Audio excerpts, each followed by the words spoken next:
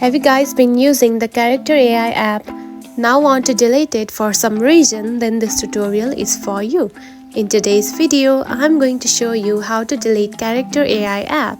So let's dive right in.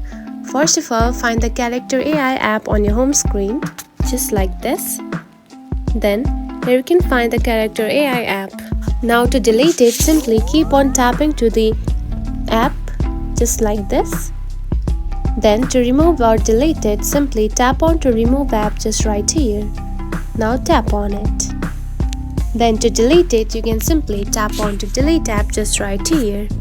Now tap on it. And now you can see the Character.AI has been deleted and removed from your mobile phone. And if you want to reinstall it, you can simply go on to the App Store and add the Character.AI app once again. And that's it. This is how you can delete the Character.AI on your mobile phone. If you found this video helpful, don't forget to like and subscribe for more tips. Thanks for watching.